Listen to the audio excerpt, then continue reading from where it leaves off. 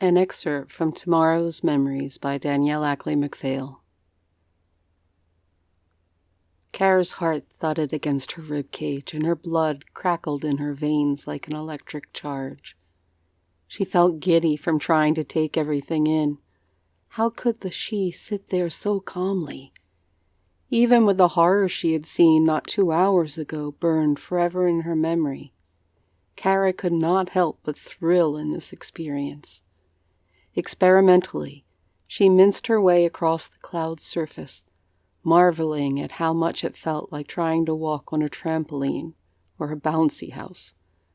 She had the overwhelming urge to bounce on her butt, only recalling the very long drop to the ground stopped her. That, and the awareness that her timeless travel companions would witness such a childish act. But oh, how she wished to bounce. You could, you know. Startled, Kara jumped, almost unintentionally doing the very thing she restrained herself from moments before. Only the she's steady hand kept her on her feet.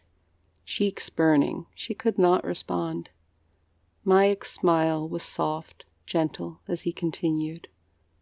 What a curse eternity would be without frivolous acts and the joy they bring. Kara smiled up at him in return, though Mayek radiated an intensity that far surpassed that of any of the other she, almost as if he had memories as far back as the dawn of their history pressing against his skin. She found she could not fear him. His tender nature quickly diffused any awe she felt.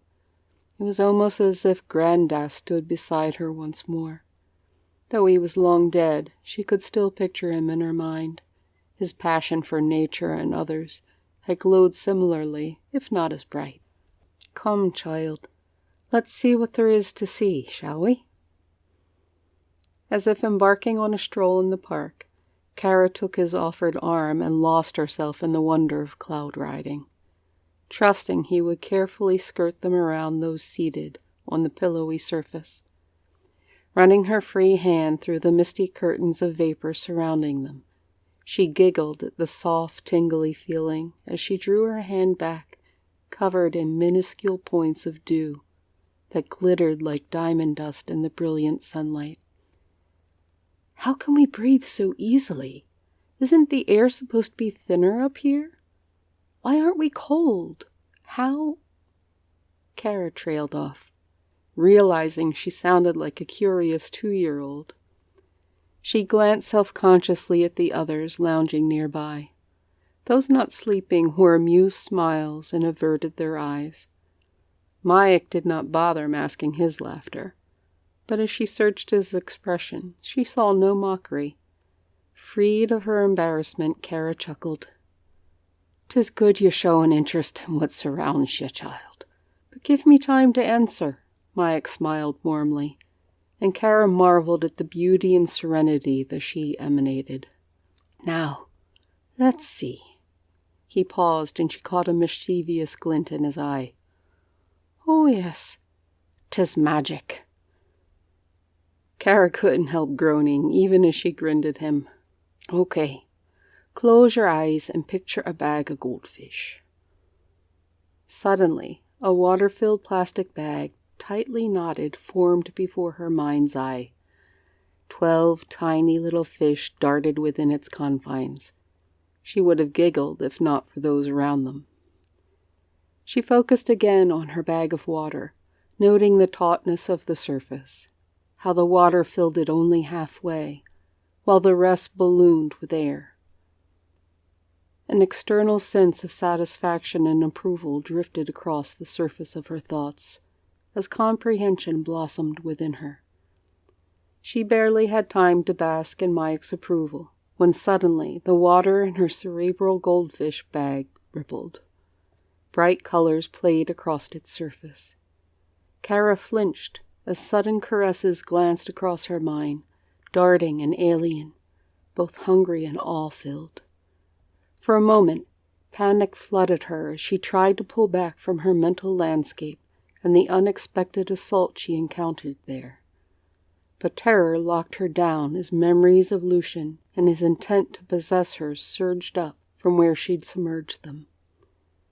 But fear lasted only for a moment before rage flared in its place.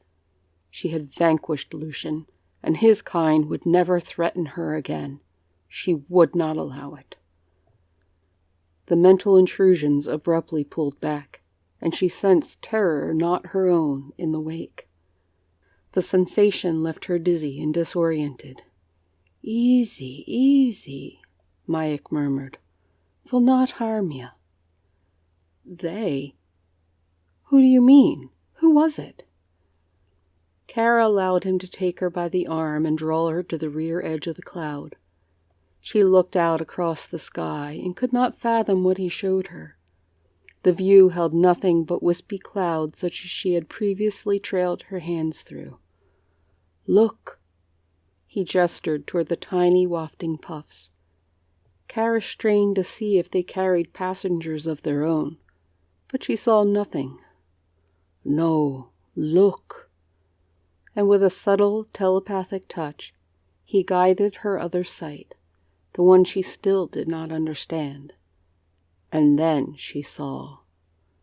The dancing and diving bits of vapor were the creatures, kindly and curious, and when they had ventured forth to say hello, she had blasted them with her anger and fear. Both her hands flew to mask the trembling of her jaw, stilling it before the tears could follow, leaving her eyes shiny and brimming. "No, no, lass. They don't fear you. Reach out to them and feel it. 'Twas your heartache and pain that sent them to flight.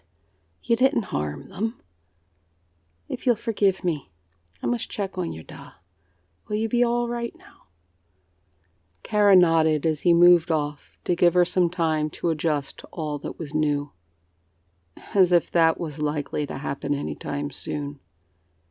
She managed a small smile and wished that the turmoil was over and she could go back to being simply Kara O'Keefe.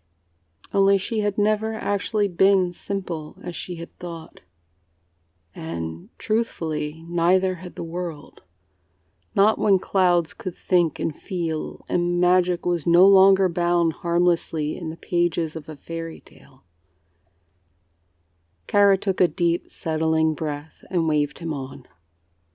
All thought of the others fled her mind as she perched at the edge of the cloud, mesmerized by the dips and dives of these magical creatures.